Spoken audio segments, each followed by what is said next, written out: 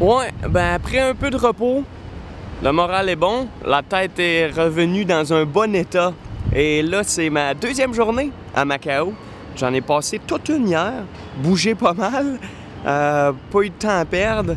Et c'est tellement incroyable quand t'as aucune attente, quand tu sais pas à quoi va ressembler la ville ou qu'est-ce que tu vas voir, c'est beaucoup plus intéressant parce que tu es surpris. Puis je savais pas du tout, moi, mais Macao, c'est un peu comme le Vegas de l'Asie. Même qu'il y a plus d'argent qui est transigé ici qu'à Vegas. Mais là, c'est pas aussi spectaculaire, mais quand même, t'as des gros hôtels. T'as le Wynn qui est ici aussi, t'as le Grand Lisboa, ouais, ça bouge. Puis en même temps, Macao, c'était une colonie portugaise. Donc ici, il y a certaines personnes qui parlent portugais et tous les signes, tout est écrit en chinois et en portugais. C'est assez spécial de voir ça ici même en Asie.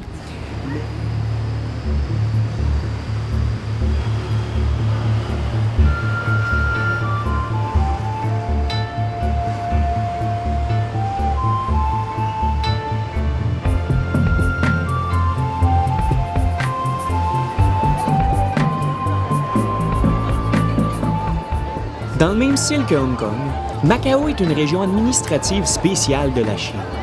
Elle a été rétrocédée par les Portugais en décembre 1999 et est considérée comme le dernier comptoir ainsi que la dernière colonie européenne de toute l'Asie. En raison de l'accroissement rapide de la classe moyenne chinoise, Macao a connu et connaît toujours une croissance économique très rapide, basée sur le tourisme et les jeux d'argent.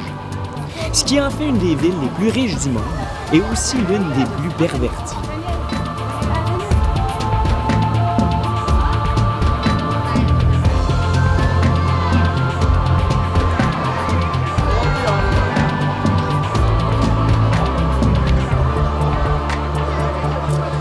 Pour ce qui est de l'histoire de la ville, comme je disais, c'est les Portugais qui sont toujours là, les premiers navigateurs, les premiers découvreurs. Puis c'est Vasco de Gama qui a passé le cap de Bonne-Espérance en 1498. Puis ensuite, les Portugais ont établi des comptoirs en Inde, à Goa, puis en Malaisie, à Malacca. Puis ensuite, ils se sont rendus jusqu'en Chine. Mais au début, c'est certain, les Chinois ne voulaient rien savoir de ces nouveaux explorateurs. Donc, il y avait pas mal de batailles. Mais jusqu'en 1557, ils ont finalement laissé s'installer les Portugais parce qu'ils nettoyaient les mers ici des pirates. Donc, pour les remercier un peu, ils leur ont laissé une petite enclave ici à Macao. Puis, on sait comment ça se passe, hein? On vous en donne un peu et vous en prenez pas mal plus. Donc, c'est devenu une colonie portugaise. Puis, c'est en 1999 que le territoire a été redonné à la Chine. Donc, encore très différent. Tu es en Chine, mais un autre monde, d'autres argent, une frontière, d'autres accents, d'autres langages. Ouais, ça n'en fait. Fait que, il me reste 2-3 heures ici, là. Mais je vous montre ce que j'ai vu dans ma journée hier, qui était très longue. Très, très longue. Fait que, checkez ça.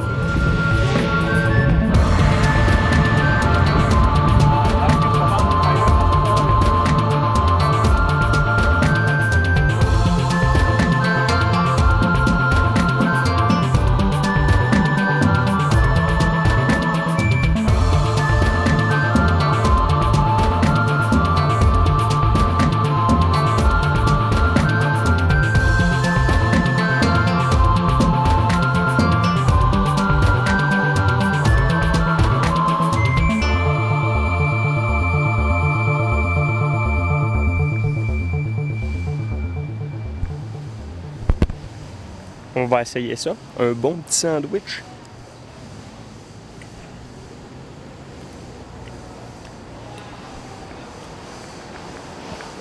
Mmh.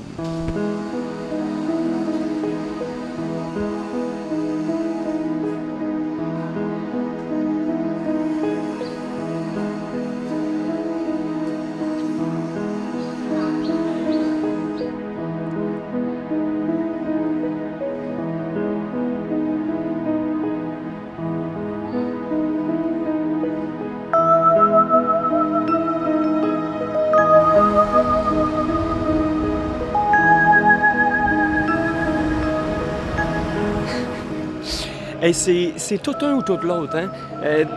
Il y a 5-6 jours, le soir, il faisait complètement froid, j'avais de la misère à sortir.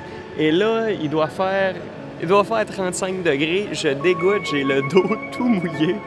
Mais bon, regarde, je me plains pas.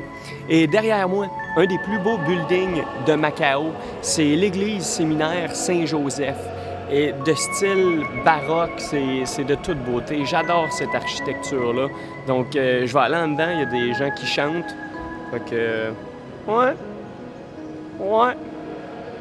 Yeah.